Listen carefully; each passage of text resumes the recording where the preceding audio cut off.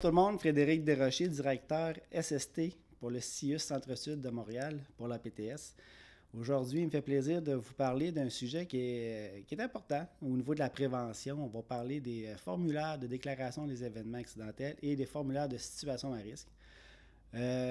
Grosso modo, là, je vais vous faire un petit historique. Je vais vous parler aussi, je vais répondre à des questions que j'ai, des questions commentaires que j'ai souvent de la part des membres par rapport à ces formulaires-là.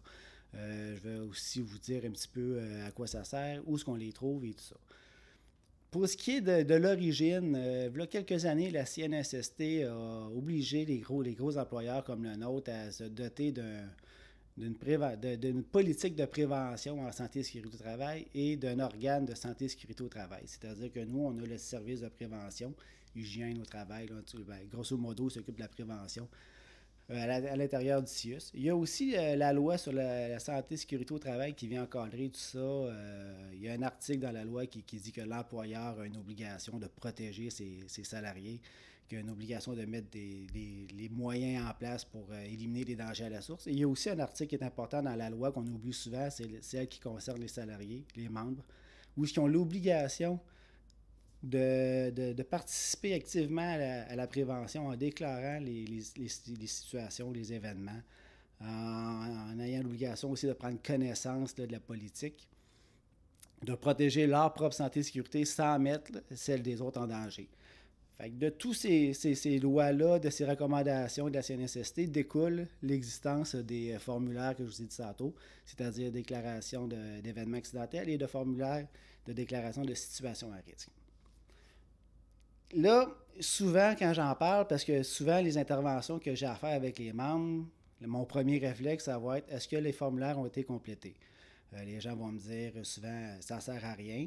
Ce à quoi je réponds, ben, ça sert à plein de choses. Ça sert premièrement à documenter la situation. Ça fait que votre situation existe, pas juste dans votre équipe.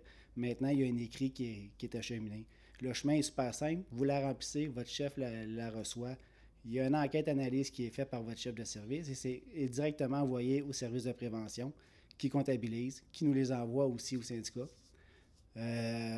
Ça sert aussi à vous protéger si jamais vous avez un accident. Des fois, c'est super bête, mais dans plusieurs semaines, plusieurs jours, des fois quelques mois, il y a des complications qui surviennent.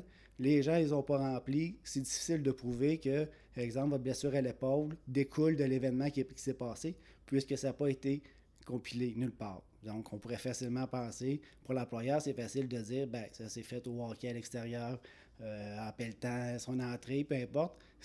Ça documente votre situation. Vous participez aussi à la prévention de la santé et sécurité au travail en remplissant ces documents-là. Vous protégez vos collègues, vous protégez les autres personnes du CIUS aussi. Et comme je vous ai dit tantôt, ça rend la situation officielle. Ça fait que c'est pas juste entre vous. Il y a des services qui vont se développer ou qui... Là, il ne faut pas s'imaginer que parce qu'on remplit une situation d'événement accidentel qu'on va remuer le CIUS au grand complet et que ça va tout changer d'un coup. Il faut quand même être réaliste. Mais la force du nombre a clairement un impact pour l'avoir vu dans plusieurs dossiers. Ça l'oblige l'employeur à bouger rapidement quand il y en a beaucoup ou que la situation est quand même relativement grave. On me dit aussi souvent, c'est long à remplir. Je vous dirais qu'un 5 à 10 minutes, c'est pas mal le maximum que ça va vous prendre pour une situation dite régulière. C'est sûr qu'il y a des exceptions, des situations beaucoup plus graves, des accidents beaucoup plus graves qui peuvent prendre plus de temps. 5 à 10 minutes, là, pour moi, c'est pas très long. Pour moi, ça vaut la peine. Je vous le dis, c'est important de faire de la prévention et c'est le chemin officiel à prendre.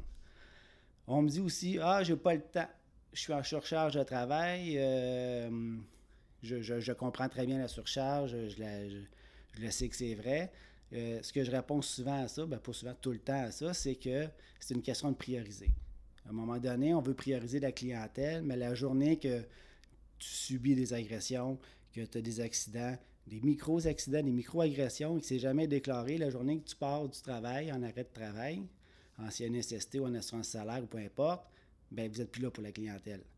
Parce que le truc que je donne souvent aux gens, c'est de prenez un 15-20 minutes, une fois par semaine, remplissez vos événements accidentels ou vos situations à risque. C'est sûr que si c'est vraiment urgent et important, attendez pas la fin de la semaine. mais souvent de prendre un temps, arrêter dans la semaine pour compléter. Puis, ce qui est important de comprendre, c'est qu'il n'y a aucun gestionnaire qui va pouvoir vous taper sur les doigts parce que vous déclarez. On est backé par une loi, on est backé par le service de prévention, et si jamais ça arrive, bien, si vous avez seulement à nous interpeller, puis il ne peut pas y avoir de sanction pour un employé qui déclare des événements dangereux ou des événements accidentels. La surcharge, on me répond souvent ça, j'ai pas le temps. Moi, l'exemple que je donne, l'image que je donne à ça, c'est on a tous été pressés à faire une journée de travail, finir à 4h30 au lieu de 4h, il faut aller chercher les enfants à la garderie. Ben, on fait quand même nos lumières rouges, même si on est pressé. Parce qu'on priorise notre santé et notre sécurité parce que ça pourrait être dangereux. Puis on sait que si on passe une rouge pour un accident, on ne va pas chercher nos enfants au bout de la ligne. Fait que c'est un peu le même principe, le même binding que j'essaie de dire aux gens derrière le j'ai pas le temps. Il faut vraiment prioriser sa santé, sa sécurité et la prévention. C'est la seule manière qu'on peut arriver à faire avancer des choses. Les formulaires sont compliqués à trouver. Ils sont difficiles à trouver. En effet, c'est pas toujours simple. Ça prend un mot de passe. C'est pas toujours le même. La position de la PTS, c'est quand même de travailler auprès de l'employeur, mettre un petit peu de pression pour que ça devienne plus accessible. En attendant, c'est quand même pas très compliqué un coup qu'on connaît le chemin. Vous allez voir le chemin là, sur l'intranet, il va être en commentaire là, du balado. Je vais vous le dire là, rapidement, ceux qui ne peuvent pas le voir, c'est vie au travail, santé, sécurité, bien-être, événements accidentels, maladies professionnelles, situations à risque. Ça, c'est tout dans l'intranet. Et vous allez voir, il y a une icône requête web, vous cliquez là-dessus, les deux formulaires distincts vont être là, vous choisissez lequel. Comment vous faites pour savoir lequel que vous devez remplir? C'est super simple. Événement accidentel, il y a des lésions, aussi minimes qu'elles soient, physiques ou psychologiques. Titre d'exemple, ce que je donne souvent, c'est je me suis fait agresser. Un exemple, je me suis fait lancer une chaise, il ne m'a pas atteint. Mais il y a quand même une séquelle psychologique qui est là. Fait que moi, dans ce temps-là, je dis aux gens, remplissez un événement accidentel. Parce qu'on ne sait pas à la combienième de chaise qu'on va craquer et qu'on va s'en aller. Souvent, c'est des événements aussi qui sont considérés banals et acceptés dans notre milieu de travail. Malheureusement, ça ne fait pas partie de notre travail. C'est des risques associés, mais il faudrait idéalement les déclarer le plus possible. La situation la situation à risque, pardon, il y a quelque chose que vous avez identifié qui est potentiellement dangereux, mais il n'est pas encore arrivé d'accident.